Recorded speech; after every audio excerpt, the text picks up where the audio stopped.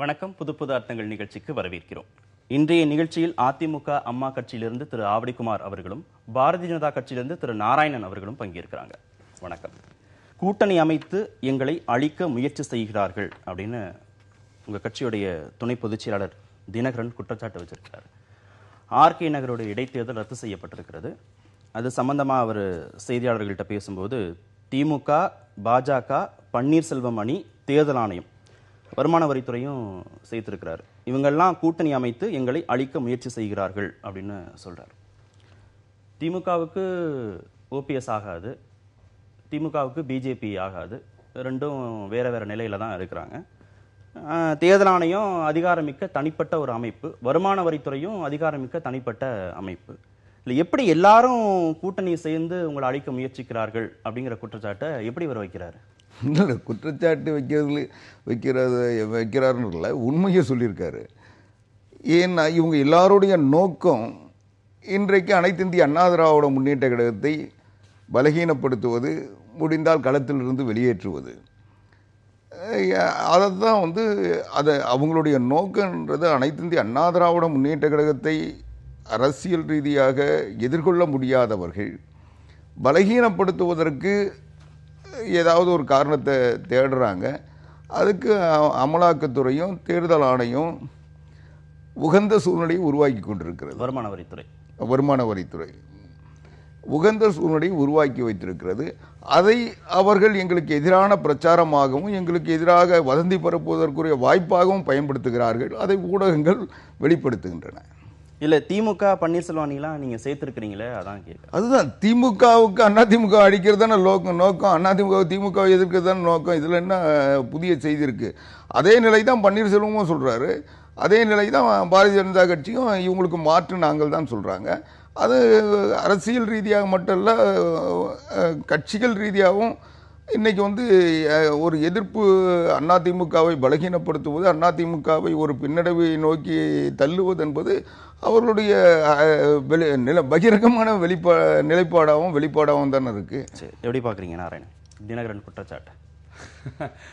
அவங்களை பொறுத்தவரையில் தங்களுடைய அழிவை தாங்களே தேடிக்கொள்ளும் ஒரு சூழ்நிலையில் அண்ணா திராவிட முன்னேற்ற கழகம் இருக்கிறது என்பதைத்தான் அவருடைய இந்த அறிக்கையானது தெளிவுபடுத்துகிறது. மக்களுடன் கூட்டணி என்று கூட சொல்லியிருக்கலாம். அதை ஒன்று மட்டும்தான் விட்டார், மற்ற எல்லாத்தையும் சொல்லியிருக்கிறார். மக்கள் தெளிவாக தினகரன் அவர்கள் சார்ந்த அந்த ஆளும் கட்சியின் மீது மிக மோசமான அபிப்பிராயத்தில் இருக்கிறாங்க அப்படிங்கிறது தான் தெளிவு. அதனால் தொடர்ந்து ஒரு 5-6 வருடங்களாக பல்வேறு முறைகேடுகளை செய்து 1991 96 வரைக்குமான அந்த ஆட்சியில் நடந்த ஊழலின் காரணமாக உச்சநீதிமன்றத்தினால் தண்டனை வழங்கப்பட்டிருக்கக்கூடிய ஒரு கட்சி, அந்த ஊழல் என்பதை கூட அவர்கள் அந்த தண்டனையை ஏற்றுக்கொண்டு இனிமேலாவது நாங்கள் சரியாக இருப்போம் என்று சொல்லாமல் அல்லது அதனுடைய தாக்கத்தை வெளிப்படுத்தாமல் ஆர்கே நகரில் ஒரு மோசமான முன்னுதாரணத்தை ஏற்கனவே செஞ்சுக்கிட்டு இருந்தா முன்னுதாரணம் சொல்ல முடியாது. மக்கள் முடிவு செஞ்சிருப்பாங்கல்ல. இப்ப நீங்க சொல்ற குற்றச்சாட்டுகள் எல்லாத்தையும் அவங்களும் இத்தனை வருடங்களா தொடர்ந்து பார்த்துட்டு தான் இருக்கிறாங்க. அவங்களுக்கான அதிகாரம்ங்கிறது வாக்குச்சீட்டு தான். அப்ப தேர்தல் களத்துல அவங்க முடிவு செஞ்சிருப்பாங்கல்ல. நீங்க சொல்ற குற்றச்சாட்டுகள்லாம் உண்மையா ஏன் விவாதம் பண்றோம்? ஒவ்வொரு தேர்தலின் போது மட்டும் நாம விவாதம் பண்ணிட்டு மற்ற நாட்கள்ல இஷ்யூஸ் பத்தி பேசாதே விட்டுறலாமே. ஆனாலும் ஏன் தொடர்ந்து செய்கிறோம் என்று சொன்னால் அதிகார துஷ்பிரயோகம். இங்க 3 எம், ஒன்று மணி power, muscle power, machinery power, அதாவது கவர்மெண்ட் மெஷினரி பவர். இந்த 3 எம்ஸ் அப்படின்னு சொல்லுவாங்க. இந்த 3 எம்களையும் வைத்து கொண்டு ஆர்கே நகர்ல ஒரு பயங்கரமான ஒரு அழுத்தத்தை கொடுத்து அதன் மூலம் பதவி அதிகாரத்திற்கு வந்துவிட வேண்டும் என்ற தினகரன் அவர்களுடைய அல்லது சசிகலா அவருடைய குடும்பத்தினுடைய கனவை இன்று உண்மையிலேயே தேர்தல் ஆணையம் சிறப்பாக செயல்பட்டு அவர்கள் அதை கட்டுப்படுத்தி இருக்கிறார்கள். அந்த வகையில் எவ்வளவோ எங்களுடைய பாரதிய ஜனதா கட்சியினுடைய தொண்டர்கள் உட்பட என்னை விட 100-200 மடங்கு அதிகமாக அவர்கள் உழைத்திருந்தாலும் 1 மாத கால உழைப்பு அங்கு உண்மையிலேயே வீணாகி போனது என்கிற வருத்தம் ஒரு பக்கம் இருந்தாலும் கூட தமிழகம் தற்போதைக்கு காப்பாற்றப்பட்டுள்ளது என்பதை நாம் உணர வேண்டும். இதை எப்படி எடுத்துக்கிறீங்க? அதாவது அவர் சொன்னார் 3 பவர், அதில் ஒன்று வேணா உண்மை, மசில் பவர்னு சொன்னார். அதாவது மனித ஆற்றல், மக்கள் எங்களோடு இருக்காங்க, அதனால் மனிதர்கள் கூட தான் இருப்பாங்க.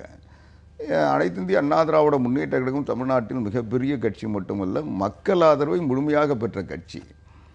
இன்றைக்கு அது இல்லாதவர்கள் மத்தியில் ஆளுகின்ற அதிகாரம் இருக்கிறது, அல்லது தன்னுடைய கண்ணசைவுக்கும் தன்னுடைய கட்டுப்பாட்டிலும் தன்னிச்சையாக இயங்க வேண்டிய தேர்தல் ஆணையத்திலிருந்து வருமான வரித்துறை வரை கட்டுப்படுத்த முடியும், அல்லது தன்னுடைய நோக்கங்களுக்கு இலகுவாக அவர்களை இசைவாக கொண்டு செல்ல முடியும் என்பதை இன்றைக்கு மத்திய அரசாங்கம் தன்னுடைய செயல்களின் மூலமாக நிரூபித்திருக்கிறது என்பதை பாரதிய ஜனதா கட்சி தமிழ்நாடு தலைவர்கள் வெளிப்படுத்தி கொண்டு வந்திருக்கிறார்கள். பாரதிய ஜனதா கட்சியினுடைய தமிழ்நாடு தலைவர்கள் எதை சொல்கிறார்களோ அது நடந்து வருகிறது. ஆக அதற்கேற்ற உகந்த சூழல் உருவாக்கப்பட்டிருக்கிறது. இன்னைக்கு தேர்தல் ஆணையம் என்பது இதுவரை இல்லாத வகையில் கடுமையான நடவடிக்கைகள், அதிகமான ஆட்கள் தேர்தல் பணியில் பயன்படுத்தப்பட்டிருக்கிறார்கள்.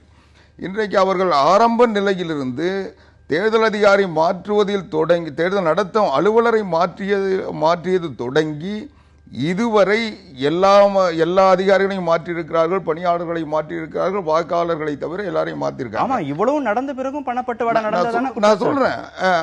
அது போலவே அப்சர்வர்ஸ் கொண்டு வந்திருக்கிறாங்க, மைக்ரோ அப்சர்வர்ஸ் கொண்டு வந்திருக்காங்க, மத்திய துணை ராணுவ படை கொண்டு வரப்பட்டிருக்கிறது, சிசிடிவி கேமரா கொண்டு வைக்கப்பட்டிருக்கிறது.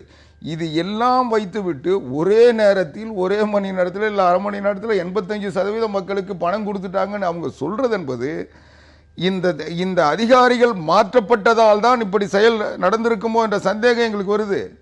இன்னைக்கு உங்க குற்றச்சாட்டு உண்மை என்றால், இவர்கள் பயன்படுத்திய அதிகாரிகள் தகுதியற்றவர்கள், அவர்களுக்கு சரியான முறையில் செயல்படுவதற்கு வழிகாட்டுதல் இல்லை, அல்லது விதிகளை கடைபிடிக்கின்ற ஆற்றல் இல்லை, அவர்களுக்கு தகுதி குறைவு ஏற்பட்டிருக்கிறது என்பது ஒரு பொருள் வருது. எனவே இவங்க செய்ய வேண்டியதெல்லாம் செஞ்சுட்டு அப்பவும் இவங்க இது தவறு நடந்ததுன்னு சொல்றது என்பது, இதை விட தேர்தல் ஆணையம் எதை செஞ்சு தேர்தல் நடத்த போகுது? உகந்த சூழ்நிலை, கடல்ல அலை ஓயட்ட நான் போய் குளிக்கிறேன்னு சொல்றது போல இன்னைக்கு உகந்த சூழ்நிலை எது உகந்த சூழ்நிலை? இன்னைக்கு இத்தனை அதிகாரிகளை மாற்றி இவ்வளவு தூரம் எல்லாத்தையும் செஞ்சுட்டு உகந்த சூழ்நிலை இல்லை என்று தேர்தல் ஆணையம் முடிவெடுக்கிறது என்றால், அப்பொழுது உகந்த சூழ்நிலையை உருவாக்குகின்ற அல்லது உகந்த சூழ்நிலையை கெடுக்கின்ற பணியை தேர்தல் ஆணையம் செய்திருக்கிறது. இன்னும் சொல்ல போனா, இன்னைக்கு காஷ்மீர்ல தேர்தல் நடத்துறாங்க, காஷ்மீர்ல உகந்த சூழ்நிலை இருந்ததா? ஆனா உகந்த சொல்லி உருவாக்கி தேர்தல் நடத்திருக்காங்க. ஆனால் இங்க என்ன குற்றச்சாட்டை சொல்ல வரீங்க? உகந்த சூழ்நிலையை கெடுத்து விட்டு உகந்த சூழ்நிலை இல்லை என்று இவர்களாகவே ஒரு தோற்றத்தை உருவாக்கி தேர்தல் முடியும் நீங்க நினைக்கிறீங்க? அவங்க அனைத்து இந்திய அண்ணா திராவிட முன்னேற்ற கழகத்தின் துணை பொதுச் செயலாளர் டிடிவி தினகரன் அவர்கள் வெற்றி பெறுவார்கள், வெற்றி பெற்று விட்டார்கள், அதை அறிவிப்பதற்கு இவர்களுக்கு அச்சம், அவர் வெற்றி பெறக்கூடாது என்பதற்காக இந்த கூட்டணி இன்றைக்கு இதை செய்திருக்கிறது என்பதுதான் உண்மை. வெற்றி பெற்று விட்டார்கள், அதை அறிவிக்க கூடாது, இப்படிலாம் வருது பாருங்க. அதாவது நேற்று டிடிவி தினகரன் அவர்கள் ஒரு ட்வீட்டில் போடுறார், 1 லட்சம் தொண்டர்கள், அதிமுக தொண்டர்கள் வந்தார்கள், அங்கே வேலை செய்தார்கள். 2 லட்சம் எலக்ட்ரேட் இருக்கிற வாக்காளர்கள் இருக்கக்கூடிய ஒரு இடத்துக்கு 1 லட்சம் தொண்டர்கள் ஏன் வர வேண்டும்? அப்படிப்பட்ட அழுத்தத்தை ஏன் கொடுக்க வேண்டும்? சட்ட ரீதியாக தடை இருக்கிறதா இல்லைன்றது 2வது விஷயம். ஆனால் ஆர்கே நகரில் இவர்கள் கொடுத்த அந்த 3 எம்மை வச்சுக்கிட்டு இவங்க செஞ்ச வேலை ஒரு மிகப்பெரிய தலைகுனிவை ஏற்படுத்தியதோடு மட்டுமல்லாமல் இந்த தமிழக மக்களை உண்மையிலேயே முட்டாள்களாக்கி விட்டார்கள் என்று தான் சொல்ல வேண்டும். அந்த அளவிற்கு மிக மோசமான ஒரு வார் ஜோன் மாதிரி அந்த ஆர்கே நகர் இருந்துச்சு. வருமான வரித்துறை அப்படிங்கிற அதிகாரமிக்க அமைப்புகளை கைக்குள்ள வச்சுக்கிட்டு பிஜேபி தலைமையிலான மத்திய அரசு செயல்படுகிறது அப்படிங்கறதான் ராவடிகுமார் மட்டும் வைக்கல. நேற்று மாநிலங்களவையில எதிர்க்கட்சிகள் தரப்புலையும் குற்றச்சாட்டு வச்சிருக்காங்க. சிபிஐ அமலாக்கத்துறையை மத்திய அரசு தவறாக பயன்படுத்துகிறதுன்னு காங்கிரஸ் கட்சி உறுப்பினர்கள் வச்சிருக்காங்க. ஏன்னா பிஜேபி ஆளக்கூடிய மாநிலங்கள்ல இந்த அமைப்புகளை பயன்படுத்தி எந்த விதமான நடவடிக்கையும் எடுக்கிறது இல்ல, பிஜேபி ஆளாத மாநிலங்கள்ல மட்டும் மத்திய அரசு, பிஜேபி தலைமையிலான மத்திய அரசு இந்த அதிகார அமைப்புகளை பயன்படுத்தி நடவடிக்கை எடுக்கிறாங்கன்னு அவங்க வந்து மத்திய பிரதேசத்துல 27 இடங்கள்ல செய்தித்தாள் நிறுவனத்திற்கு கொடுக்கப்பட்ட நிலம் வணிக நோக்கத்துக்காக பயன்படுத்தப்பட்ட குற்றச்சாட்டு இருக்கு, அங்க நடவடிக்கை எடுக்கல. ஹரியானாவில் பதஞ்சலி என்ற தனியார் நிறுவனத்திற்கு அரசு நிலம் ஒதுக்கப்பட்டிருக்கு, அதுக்கெல்லாம் நடவடிக்கை எடுக்கலன்னு குற்றச்சாட்டு வைக்கிறாங்க. 27 இடங்கள்ல இடைத்தேர்தல் நடக்குது. வேற எங்கேயாவது இந்த மாதிரி பிரச்சனை வந்திருக்குதா? எல்லா இடத்துலையும் எதிர்க்கட்சிகள் இருக்கக்கூடிய மாநிலங்களில் கூட இடைத்தேர்தல் நடக்குதா இல்லையா? இங்கே மட்டும் என்ன பிரச்சனை அப்படின்னா, தமிழகத்தை இவர்கள் வெறும் பணத்தை கொடுத்து விலைக்கு வாங்கி விடலாம் என்கின்ற முயற்சியில் தொடர்ந்து ஈடுபட்டு வருவது. ஆர்கே நகரில் ஒரு படி மேலே போய் பணத்தால் அடித்தா நாங்கள் ஜெயிச்சிட்டோம்னு சொல்கிறார், நாங்கள் வெற்றி பெற்றே விட்டோம்ன்றார் ஆவடிக்குமார். அந்த அளவிற்கு இவர்கள் பணத்தை வைத்து என்ன வேணுமோ செய்யலாம் இருக்காங்க. ஒன்று. ரெண்டாவது, இந்த வருமான வரித்துறை போகக்கூடாதுலாம் சொல்ல முடியாது. ஏனென்று சொன்னால் ஒரு மணி ட்ரெயில், ஒரு அந்த பதுக்கப்பட்ட பணம், கருப்பு பணமானது புழக்கத்தில் வரும்பொழுது தான் பிடிக்க முடியும். நீங்கள் இந்த நேரத்தில் ஏன் போனீங்கன்னு எப்படி கேள்வி கேட்கலாம்? எனக்கு புரிய மாட்டேங்குது. ஏங்க ஒரு அந்த கருப்பு பணத்தை இவங்க விநியோகம் செய்யும் பொழுது தான் அது எங்கே போகுது என்னதுன்னு பின்னால் போய் பார்க்க முடியும். அதை விட்டுட்டு எலெக்ஷன் போகுது இப்போ போகாத பின்ன எப்போ போவாங்க? இது மாதிரியான தவறான கேள்விகளே தவறு. நான் என்ன சொல்றேன், இல்ல அது மட்டும் இல்ல கார்த்திகேயன், இல்ல அது மட்டும் இல்ல, ஒரு அமைச்சர் அவருடைய வீட்டுல ஒரு மத்திய அரசினுடைய அதிகாரிகள் செல்லும் பொழுது அவர்களுக்கு உரிய மரியாதை கொடுத்து அவர்களுடைய கடமையை ஆற்ற விட வேண்டும். அதை விடுத்து ஒரு அமைச்சர், நாம எல்லாரும் பார்த்தேன், நம்ம தொலைக்காட்சியோட வந்துச்சு, தோலை பிடிச்சி தள்ளுறாரு, சிஆர்பிஎஃப் ஆளுங்களை வந்து தோலை பிடிச்சி தள்ளுறாரு. அந்த மாதிரியான ஒரு நடவடிக்கை என்பது, அந்த மாதிரி ஆட்டிடியூடு, அந்த மாதிரியான ஒரு பிஹேவியர் உண்மையிலேயே ஒரு அமைச்சருக்கு அது சரியில்லை. போதிய ஆவணங்கள் இருந்ததானே வருமான வரித்துறை நடவடிக்கை எடுக்கும். ஆவணங்களே இல்லாம நடவடிக்கை எடுத்திருப்பாங்களா? அதாவது மரியாதைக்குரிய நாராயணன் அவர்கள் ஒரு முன்னுக்கு பின் முரணா பல தகவல்களை அவர் பேசிக்கிட்டு இருக்கார். இந்தியாவில் கருப்பு பணத்தை ஒழித்து விட்டேன், கருப்பு பணத்தை ஒழிப்பதற்காக 1000 ரூபாய் நோட்டுகளை தடுத்து விட்டோம், செல்லாது என்று அறிவித்து விட்டோம், 500 ரூபாய் நோட்டுகளை மாற்றி விட்டோம்னு சொன்னாங்க. அப்போ கருப்பு பணம் புழக்கத்தில் இருந்ததுனால தேர்தல் நிறுத்தம் சொல்கிறாங்க. அதை எது உண்மைன்றது அவரே சொல்லிட்டார். ரெண்டாவது, இப்போ இந்தியாவில் கருப்பு பணம் புழக்கத்தில் இருக்கிறது என்பதை அவர் ஏற்றுக்கொண்டால் அதை பயன்படுத்தி இருக்க முடியும் என்ற ஒரு நிலை இருக்கிறது. எனவே கருப்பு பணமே இல்லாத ஒரு நாட்டில் எப்படி கருப்பு பணத்தை பயன்படுத்தியிருப்பாங்கன்னு ஒரு கேள்வி வருது. ரெண்டாவது, இந்த தேர்தலில் நடந்த தேர்தலுக்கும் விஜயபாஸ்கர் வீட்டில் நடந்த வருமான வரித்துறை ஆய்வுக்கும் என்ன சம்பந்தம்? அங்கிருந்து பணம் வாக்காளர்களுக்கு கொடுக்கப்பட்டது என்று களத்தில் அல்லது அந்த தொகுதிக்குள் ஏதாவது குற்றச்சாட்டு இருந்ததா, பிடிபட்டதா, அந்த பணத்தை பறிமுதல் செய்தார்களா, அல்லது கொடுத்தவர்கள் ஏதாவது வாக்குமூலம் தந்திருக்கிறார்களா, வாங்கியவர்கள் ஏதாவது வாக்குமூலம் தந்திருக்கிறார்களா, ஏதாவது நடவடிக்கைக்கு உட்படுத்த அந்த ஆவணத்துல நான் முடிச்சிடுறேன். மருத்துவரோட பாலாஜியுடைய பெயர் பயன்படுத்தப்பட்டிருக்கு வருமான வரித்துறை சார்பாக வெளியிடப்பட்ட அறிக்கையில. லண்டன் மருத்துவர் ரிச்சர்ட் பீலேவுக்கான ஹோட்டல் செலவுக்காக. இல்ல ஒரு நிமிஷம், நீ கேள்வியை உள்வாங்கிக்கங்க. நீங்க கேள்வி எனக்கு புரியுது. அவர் நீங்க சொல்லக்கூடிய டாக்டர் பாலாஜி ஆர்கே நகர் வாக்காளரா? ஒரு நிமிடம். நீங்க விஜயபாஸ்கர் தவறு செஞ்சிருந்தா விஜயபாஸ்கர் நடவடிக்கை எடுங்க. அவர் வருமான நடவடிக்கைக்கு தான் பதில் சொல்றாங்க. மருத்துவர் 5 லட்சம் ரூபாய ரிச்சர்ட் பீலே, லண்டன் மருத்துவர் ரிச்சர்ட் பீலேவுடைய ஹோட்டல் செலவுக்காக என்கிட்ட கொடுத்து விட்டார் அவர் உதவியாளர் மூலமாகன்னு சொல்லி அவர் ஒப்புதல் வாக்கு மூலம் கொடுத்திருக்கிறார். அப்ப அந்த அறிக்கையில இருக்கிறத முற்றிலுமாக எல்லாமே தவறான தகவல்னு நீங்க புறந்தள்ள முடியாது. இல்ல, விசாரணைக்கு தானே உட்படுத்தணும். நீங்க உதிரி பேப்பர்கள் எல்லாம் வந்து ஒரு அறிக்கைன்னு சொல்றதே உலக அதிசயம். ரெண்டாவது, ஆதித்யா பிர்லா வழக்கில் டைரியே வந்து உச்சநீதிமன்றமும் பாரதிய ஜனதா கட்சியும் ஏத்துக்க மாட்டேன்னு சொல்ற சம்பவங்கள்லாம் நடந்திருக்கு. அதெல்லாம் பேசினா எங்கேயோ போகும். அதனால எது ஆதாரம்? வருமான வரித்துறை பிடிபட்டதாக அறிவிக்காதது, இதுவரைக்கும் அதிகாரப்பூர்வமா வருமான வரித்துறை இதெல்லாம் பிடிபட்டது, இந்த ஆவணங்கள்லாம் இருக்குன்னு சொல்லி அதிகாரப்பூர்வம் அறிவிச்சிருக்காங்களா? எதையுமே நீங்க கற்பனையாக அல்லது கசிந்த செய்திகளை வைத்துக்கொண்டு நீங்கள் ஒரு முடிவுக்கு எப்படி வரீங்க? ஒரு தேர்தல் நிறுத்துறது சாதாரண விஷயமா? இன்னைக்கு அவங்களோட சொல்றாங்க 1,10,00,000 ரூபாய் செலவாயிருக்கு தேர்தலுக்காக சொல்றாங்க. ஆனா கொடுத்திருக்காங்களே தேர்தல் ஆணையம் 10 கோடி ரூபாய் பணப்பட்டுவாடா செய்வதற்கான முகாந்திரம் இருக்குங்கிறதான அவங்களுடைய பணப்புழக்கம் அதிகமாக இருக்கிறது தான் தேர்தல் ஆணையம் சொல்லியிருக்கு. அது அதிமுக கொடுத்தது இல்ல திமுக கொடுத்தது இல்ல காங்கிரஸ் கொடுத்ததுன்ற குற்றச்சாட்டு இல்ல. தினகரன் மீதும் ஓபிஎஸ் தரப்பு மேல மட்டும்தான் குற்றச்சாட்டு சொல்லி இருக்கு தேர்தல் ஆணையம். 85% வாக்காளர்களுக்கு பணப்பட்டுவாடா செய்யப்பட்டு விட்டதுங்கிறதான் குற்றச்சாட்டு. ஆமா, யார் செஞ்சாங்கன்னு சொல்லிருக்காங்களா? அதான் சொல்லல. இப்ப தினகரன் தரப்புலயும் ஓபிஎஸ் தரப்புலயும் தேர்தல் ஆணையத்துடைய 29 பக்க ஆவணங்கள்ல எல்லா தகவலும் இருக்கு. என்ன தகவல் இருக்கு சொல்லுங்க, எந்த இடத்துல இருக்கு சொல்லுங்க. நீங்க சும்மா கற்பனையாக இந்த வதந்திகளை நம்பி பேசாதீங்க. இந்த இன்னும் சொல்ல போனா திமுக மேல வழக்கு இல்லையா? திமுகவினர் பணம் கொடுத்து பிடிப்பட்ட வழக்கு இருக்கு இல்லையா? மாபா பாண்டியராஜன் மேல எஃப்ஐஆர் இல்லையா? இல்ல தேசிய கொடியை பயன்படுத்தியதாக மாபா பாண்டியராஜன் நீங்க இது எல்லாமே எதுன்றதை நீங்க அனுமானிக்க முடியாது. ரெண்டாவது நான் கேட்கறது, வருமான வரித்துறை நடத்திய ஆய்வு என்பது அது தனி. அது ஒரு அவங்க சொல்வதை போல ஒரு சுயேட்சையான சுதந்திரமான இயல்பான யாருடைய குறுக்கீடுகளும் தலையீடுகளுக்கும் உட்படாத ஒரு அமைப்புன்றதை நான் ஏத்துக்கினா, இன்றைக்கு அதை வைத்துக் கொண்டு தேர்தல் ஆணையத்திற்கு அறிக்கை அனுப்புனாங்களா? தேர்தல் நான் கேட்கறதுக்கு பதில் சொல்லுங்க. வருமான வரித்துறை ஏதாவது தேர்தல் அந்த அறிக்கை அடிப்படையில் இன்றைக்கு நீக்க தேர்தல் நீங்க முடிச்சு போட்டு பேசிட்டு இருந்தீங்க. தேர்தல் ஆணையம் மிக தெளிவாக சொல்லி இருக்கிறது. அந்த வருமான வரித்துறை கொடுத்த அறிக்கையின் பேரில் தான் இந்த நடவடிக்கை எடுக்கப்பட்டிருக்கிறது. குமார் அவங்க அந்த டாக்டர் பாலாஜி தானே டாக்டர் பாலாஜிக்கு கொடுத்தது அது ஒரு பக்கம் இருக்கட்டும், ஏன் கொடுக்கக்கூடாதா பணம் அப்படின்றத அதை ஏற்றுக்கிறார். அந்த 5 லட்சம் கொடுத்ததை ஏற்றுக்கும் பொழுது அதே இடத்திலிருந்து கண்டுபிடிக்கப்பட்ட அவர்களுடைய இடத்துல ஆதித்ய பிர்லா பற்றி சொன்னார், கோர்ட்டு தான் சொல்லிச்சு இதை ஏற்றுக்க முடியாதுன்னு. அதனால பிஜேபி சொல்ல, கோர்ட்டு சொல்லிச்சு ஏற்றுக்க முடியாது. பிஜேபி கோர்ட்ல சொல்லிச்சு. நான் முடிச்சிடறேன்.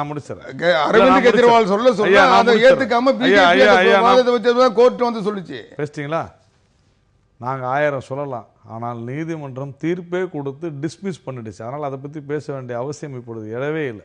ஒன்று. ரெண்டாவது, அதே இடத்துல மிக தெளிவாக சொல்கிறது. இதில் மிக கேவலமான ஒரு விஷயம் என்னன்னா, ஒரு தமிழகத்தினுடைய முதலமைச்சருடைய பெயர் அந்த பட்டியலில் இடம்பெற்றிருக்கு.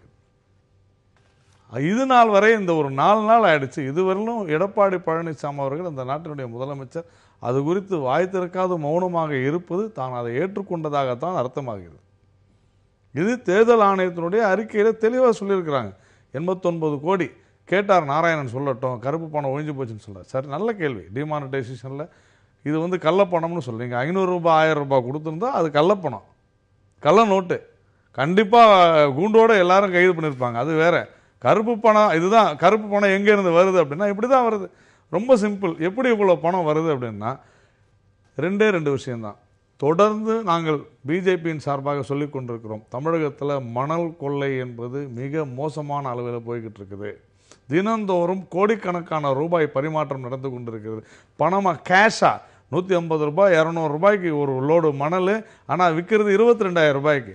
இவ்வளவு மோசமான விஷயம் நடந்துகிட்டு இருக்கு. தினந்தோறும் டாஸ்மாக் கடைகளில் ஒரு பாட்டிலுக்கு 10 ரூபாய் வச்சு விற்கிறாங்க.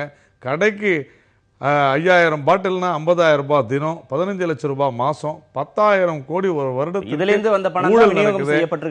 நான் என்ன சொல்ல வரேன், இது எல்லாமே கருப்பு பணம் தானே, அக்கௌண்டட் மணியாது. அப்போ அந்த பணத்தை கொடுக்குறாங்க. நான் நேரடியாக குற்றம் சாட்டுறேன். இது இப்படி குமார் கேட்டதுனாலதான் அந்த விளக்கத்தை முதலமைச்சர் பெயர் அதுல இருக்கு. இது வரைக்கும் ஏன் அவர் விளக்கம் கொடுக்கல அப்படின்னு கேக்குறாரு.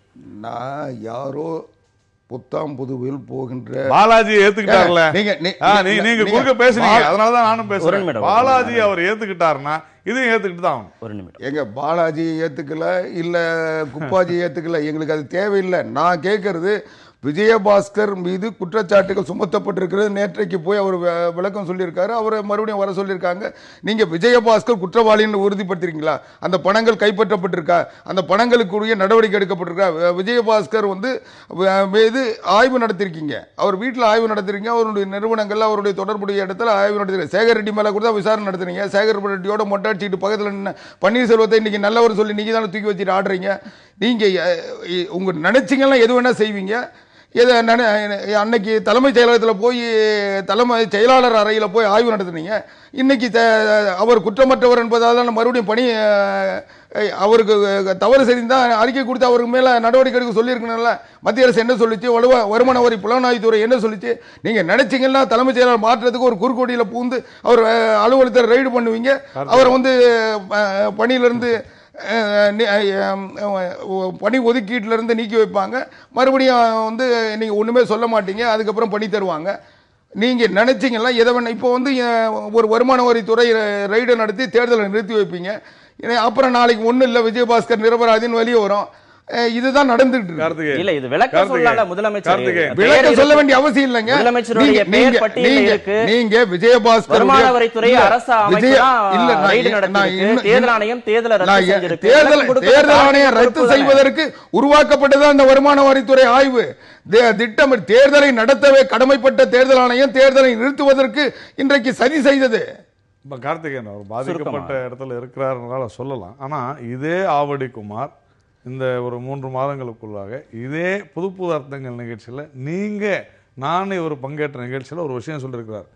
தலைமை செயலாளர் அலுவலகத்தில் எப்படி ரைடு போகலான்னு கேட்டதுக்கு, ஏன் போகக்கூடாது, நாங்கள் தலையிட மாட்டோம், ஏனென்றால் இந்த அரசு எங்களுடைய முதல்வர் ஓ பன்னீர்செல்வம் அவர்கள் சிறப்பாக செயல்படுகிறார், தலையிட மாட்டார்னு ஆவடிக்குமார் சொன்னாரா இல்லையா? இன்னைக்கு ஏன் மாத்தி பேசுறாரு? அரசியல்வாதிகள்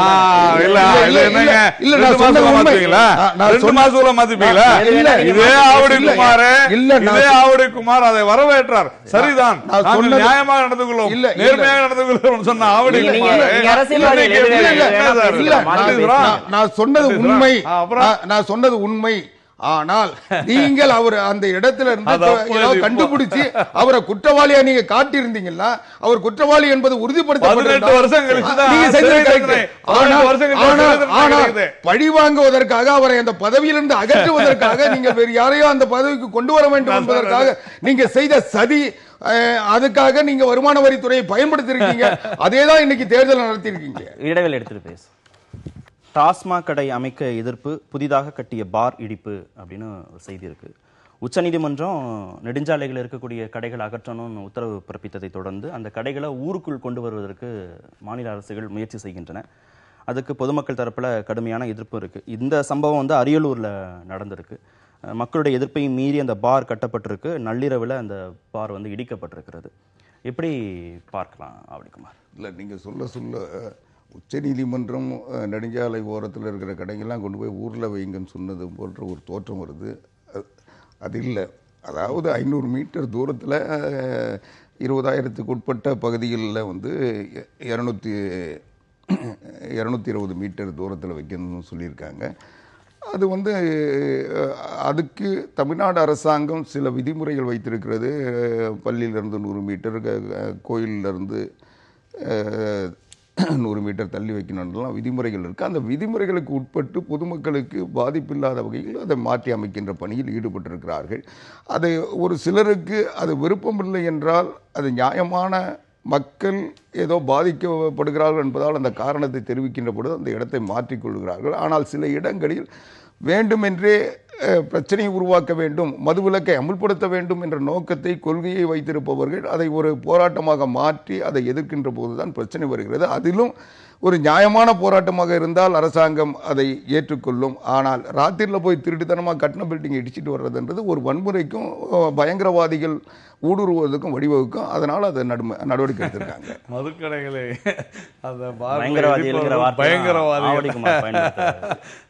பயங்கரவாதம் நல்லா இருக்கு. அதாவது இது ஒரு ஆப்பர்ச்சுனிட்டியாக எடுத்துக்கிட்டு உச்சநீதிமன்றம் சொன்னதை எடுத்து அந்த கடைகளை மூடிய கடைகள் மூடியவையாக இருக்க வேண்டும் என்பதுதான் விஷயம். ஆனாலும் இந்த அரசு, இந்த இரு கழகங்களுமே இதை கண்டிப்பாக பின்பற்றாது. ஏனென்றால் நான் மதுவிலக்கு பற்றி நிறைய பேசலாம். ஆனால் இந்த மதுக்கடைகள், டாஸ்மாக் கடைகளின் மூலமாக வரக்கூடிய வருமானம் அரசுக்கு மட்டுமல்ல, இரு கழகங்களுக்கும் வருகிற வருமானத்தை அவர்கள் விட மறுப்பார்கள். டாஸ்மாக் கடையிலிருந்து தினந்தோறும் வருகின்ற பணம், அந்த பாட்டில் கொடுக்கறதுலேருந்து அத்தனையுமே இதன் மூலமாகத்தான் அவர்கள் தேர்தல்களையே சந்திக்கிறார்கள் என்பதுதான் என்னுடைய நேரடி குற்றச்சாட்டு. நீ பிஜேபி ஆளக்கூடிய உத்தரப்பிரதேசம், ஹரியானால சரியான கேள்வி. சரியான மாநில சாலைகளை வந்து மாவட்ட சாலைகளாக மாற்றி உத்தரவு பிறப்பிக்கிறாங்க. அங்கிருந்து ஏதாவது உங்களுக்கு செய்திகள் கிடைக்குதா? மக்களுடைய எதிர்ப்பு சார்ந்து ஏதாவது செய்திகள் கிடைக்கும்? அங்க அந்த மாதிரிலாம் நடக்கிறது இல்லை. ஏன்னா சாலையை மாத்திடுறாங்க. நான் முடிச்சிடறேன். இங்க 25,000 30,000 கோடி வருமானம். மற்ற எங்கேயுமே பீகார்ல இந்த மதுவிலக்கு கொண்டு வரும் பொழுது அவர்கள் கொடுத்த அந்த அறிக்கையில மொத்தமே 4,500 கோடி தான் ஆண்டு வருமானமே இழப்புன்றாங்க. யாரு? பீகார்ல. ஆனா தமிழ்நாட்டை விட பீகார் மிக பின்தங்கிய மாநிலம், படிப்பறிவு இல்லாத மாநிலம். இவ்வளவு இருந்தும் கூட அங்க 4,500 கோடி தான். ஆனா 7 மடங்கு அதிகம். நீங்க சொல்றதுல இருந்து அரசு வந்து பெருமாறியான வருவாயை வந்து டாஸ்மாக்ல இருந்து நம்பல மற்ற மாநிலங்கள்ல. இன்னொன்னு அந்த கட்சிகளை சேர்ந்தவங்க யாரும் மது ஆலைகளை நடத்தல. சார், தமிழகத்தை பொறுத்தவரையில மது, மணல் இது 2 தாங்க. ஆற்று மணல், மது, இத 2 வச்சுதான் கட்சிகளே ஓட்டிக்கிட்டு இருக்காங்க. அதாவது இதுல இருந்து என்னன்னா, பாரதிய ஜனதா கட்சி ஆளுகின்ற மற்ற மாநிலங்களில் என்ன நடக்குதுன்னா, மது விற்பனையின் மூலமாக கிடைக்கின்ற வருவாய் அவங்க கட்சியை சார்ந்தவர்களுக்கும் சமூக விரோதிகளுக்கும் போயிட்டு இருக்குதுன்றத நாராயணனுடைய பொருள் உணர்த்தது. இங்கே அது போகல. நான் சொல்றேன், இங்க போகல. என்னன்னு சொன்னீங்கன்னா, அந்த மதுவினுடைய உற்பத்தி விலை 10 ரூபாய் என்றால் 90 ரூபாய் அரசுக்கு வருமானமாக வரியாக வருகிறது. அதனால் அது பெரிய தொகையா இருக்கு. இன்னைக்கு இந்தியாவில் அதிகமான கன்சம்ஷன் உள்ள தனிநபர் ஆல்கஹாலை பயன்படுத்துற மாநிலம் கேரளா. மிடாஸ் சேவை நிறுவனம் சார். மிடாஸ் வந்து சேவை நிறுவனமா? நீங்க வந்து அர்த்தம் சொல்ல மாட்டேன். திசை திருப்பாதீங்க. மிடாசா ஜூடாசா அதுல பிரச்சனை இல்ல. நான் சொல்றது அவங்களுக்கு விற்பனை விலை தான் அவங்களுக்கு தராங்க. அங்கிருந்து வெளிவருகின்ற பொழுது அங்க ஒரு தாசில்தார் இருந்துட்டு சீல் போடுறாரு. சீல் போட்டு அங்கேயே வரி வசூல் பண்றாங்க. அதுக்கு பிறகு கடைக்கு வர சொல்ற 90% வருது. அங்கெல்லாம் தனியார் கிட்ட விற்கிறாங்க. தனியார் என்ன பண்றாங்க, அவங்க வந்து அரசாங்கத்துக்கு ஒரு குறிப்பிட்ட வரி போக மீதி பணம் தனியார் போகுது. அதனால அரசு கஜானாவுக்கு வரல. இதை வந்து புரட்சி தலைவி அம்மா அவர்கள் டாஸ்மாக் மூலமாக ஒரு பொதுத்துறை நிறுவனத்தின் மூலமாக இது அரசாங்கத்துக்கு கொண்டு வந்ததுனால இவங்களுக்கு விலை ஜாஸ்தியா தெரியுது. இன்னைக்கு கேரளாவில் அதிகமான தனிநபர் ஆல்கஹால் பயன்படுத்துகின்ற இருக்கிறார்கள். அதிகமாக மது ஆலை நடத்துறாங்கிறது குற்றச்சாட்டு இல்ல. அது மட்டும் இல்ல, ஒரே ஒரு மது ஆலை எல்லா இடங்களிலும் எல்லா கட்சிக்காரங்களும் நடத்துறாங்க. இந்தியா முழுக்க நடக்குது.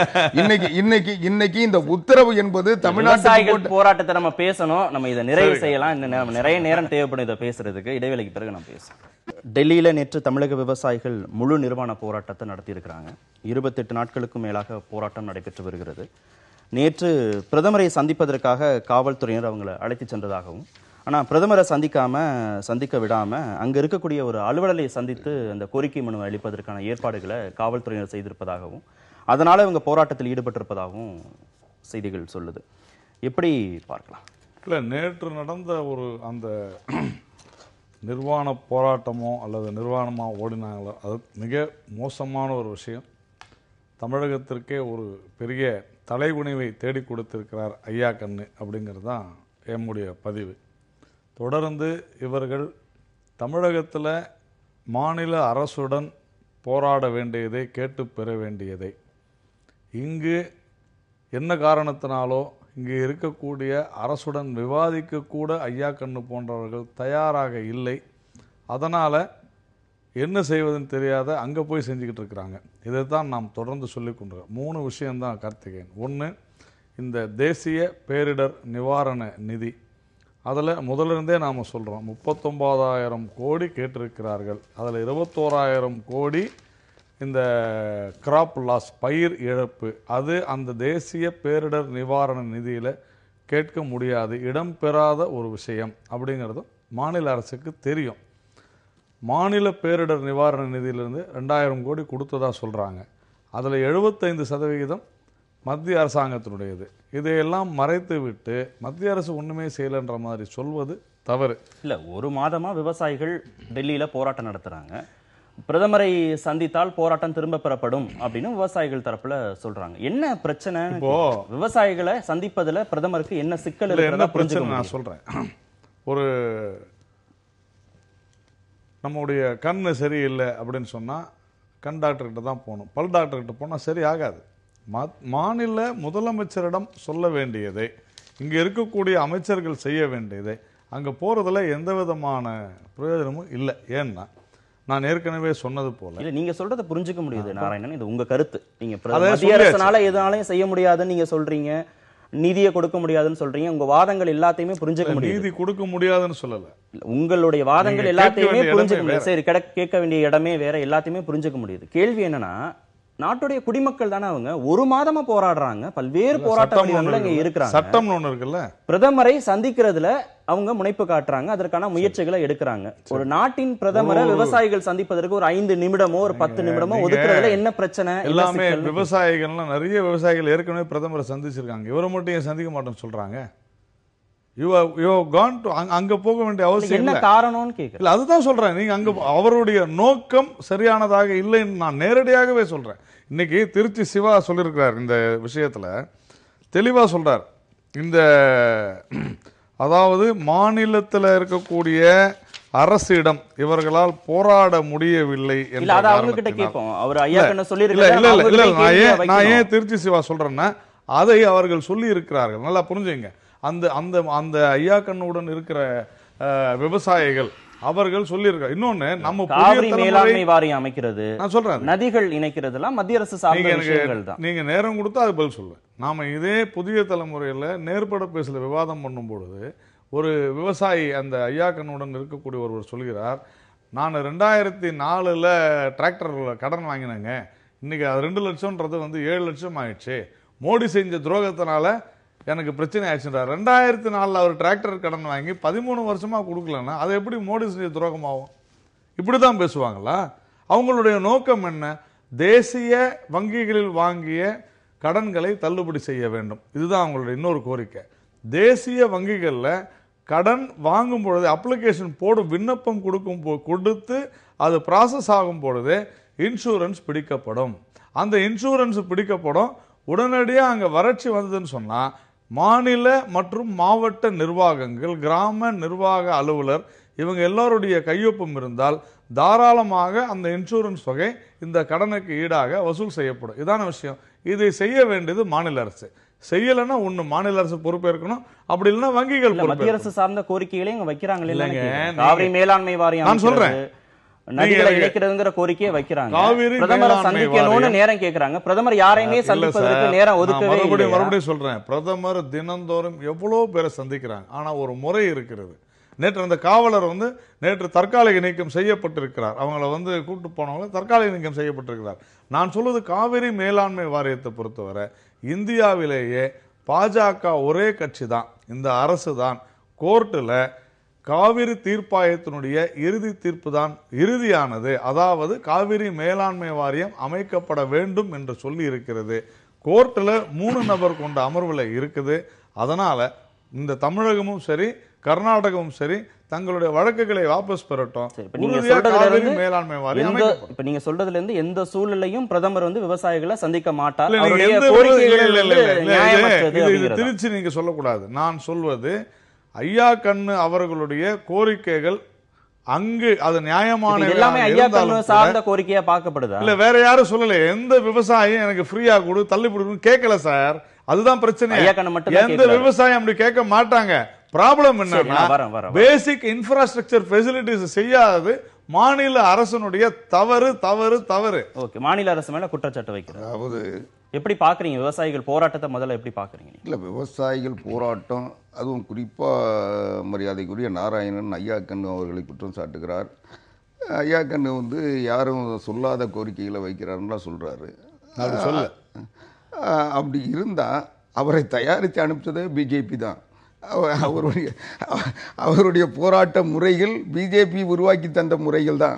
அவங்க அன்றைக்கு அது அவர்களுக்கு தேவையாக இருக்கின்ற பொழுது அதை பயன்படுத்தினாங்க.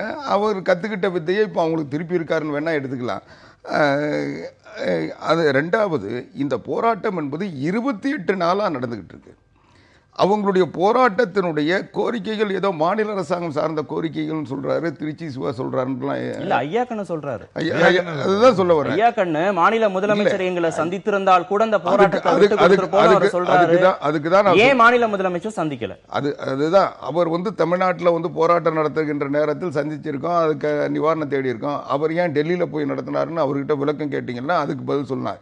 இப்போவும் மத்தியினுடைய தமிழ்நாட்டில இருந்து முதலமைச்சர் இவர் அந்த போராட்டத்துக்காக போய் டெல்லி, இது ஒரு வழிவகை. எல்லாருமே அங்க போய் போராட ஆரம்பிச்சாங்களா, இங்கிருந்து முதலமைச்சர் போய் அங்க ஒவ்வொருத்தரையும் சந்திச்சுட்டு இருக்க முடியாது. ரெண்டாவது, தேசிய வங்கிகளில் வாங்கிய கடனை தள்ளுபடி செய்ய வேண்டும் என்ற கோரிக்கை மத்திய நிதியமைச்சரிடம் வச்சிருக்காங்க. தமிழ்நாட்டை சார்ந்த நாடாளுமன்ற துணை சபாநாயகர் அதை அழைத்து போய் சொல்லிருக்காரு. பல்வேறு கட்சி தலைவர்கள், இன்னும் சொல்லப்போனால் பிஜேபியை சார்ந்த பொன்னார் அவர்கள் கூட அழைத்து போய் சொல்லியிருக்காரு.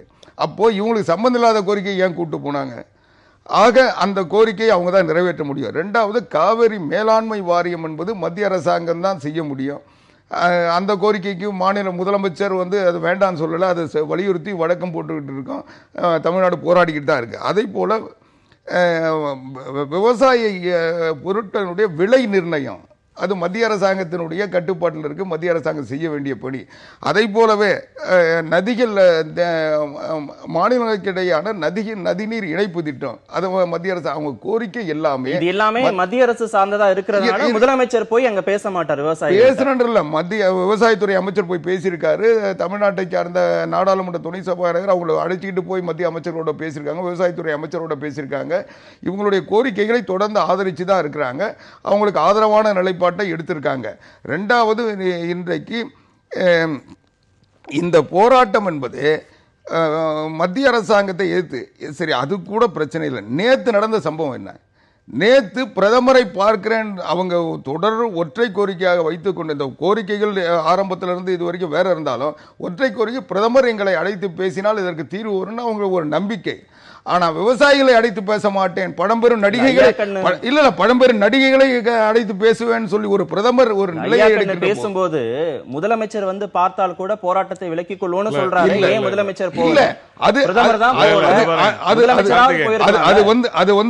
அது நேற்றைக்கு வரைக்கும் ஐயாக்கன் அவர்கள் எடுத்த நிலைப்பாட்டிலிருந்து மாறி அவர் சொல்றாரு ஒழிய, அவருடைய கோரிக்கைகளுக்கும் அவருடைய நிலைப்பாட்டுக்கும் இந்த ஏதோ ஒரு காரணத்தை சொல்லி அதை முடிவுக்கு கொண்டு வர்றதுக்கு ஏதோ ஒரு அழுத்தத்தின் காரணமாக அதை சொல்லிட்டு இருக்காருன்னு தான் பொருள் கொள்ளணும்.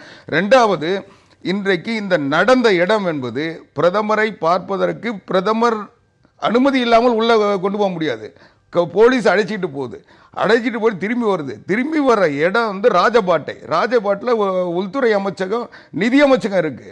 அங்கே 7 நிமிஷம் நிர்வாணமா இவங்க நடனம் ஆடுறாங்க. அந்த சூழ்நிலையை இன்னொரு சந்தேகத்தை எடுத்து, இந்தியாவினுடைய தலைநகரம் ஒரு முக்கியமான பாதுகாப்புக்கு உட்படுத்தப்பட்ட பகுதிகளில் பாதுகாப்பு ஏற்பாடுகள் எவ்வளவு குறைபாடுகள் இருக்கிறது என்பதை இது காட்டுது.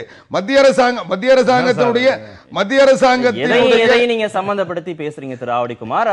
வண்டியில அழைச்சிட்டு போகும்போது அந்த உணர்ச்சி வேகத்துல விவசாயிகள் வண்டியில இருந்து இறங்கி போராட்டம் நடத்தினாரா செய்தி.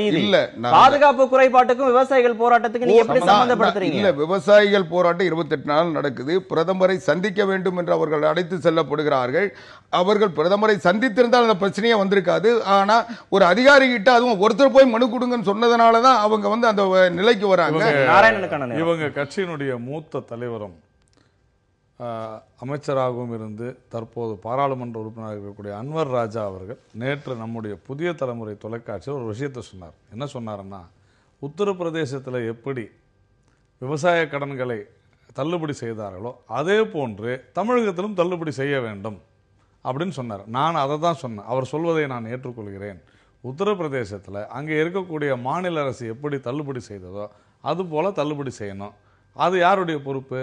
மாநில பொறுப்பு தான். சரி, உங்களுக்கு சம்பந்தமே இல்லைன்னா எதுக்கு பொன் ராதாகிருஷ்ணன் அமைச்சர்களை, மத்திய அமைச்சர்களை சந்திக்கிறதுக்கு விவசாயிகள்?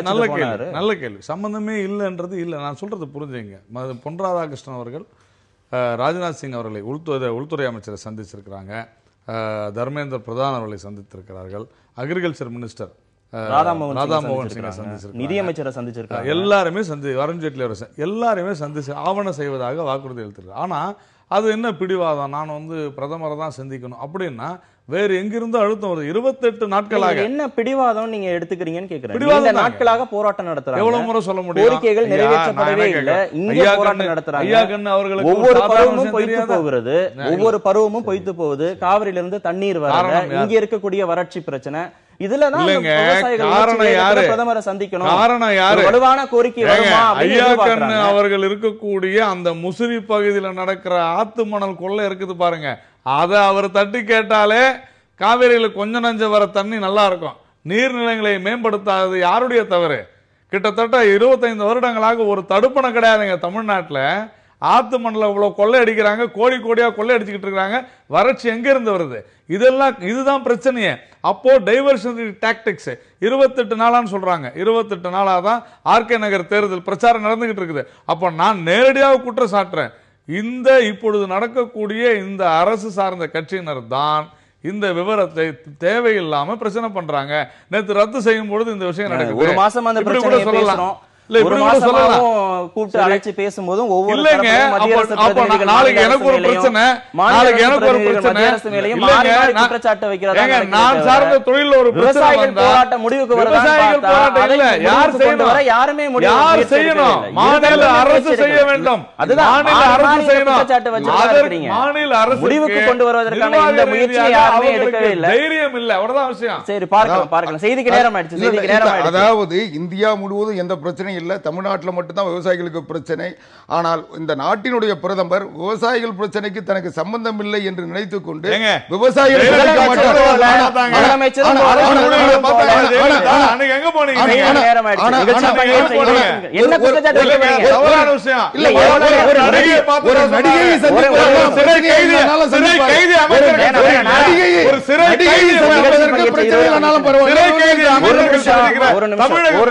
சிறை கைதி அமைச்சர்கள் சந்திக்கிற 10 மணி நேரம் விவாதம் நடத்தினாலும் 2 பேரும் மாறி மாநில அரசு மாநில அரசு மத்திய அரசு குற்றச்சாட்டு வைக்க போறீங்களே தவிர எந்த விதமான ஆக்கப்பூர்வமான தீர்வு வரப்போறது இல்ல.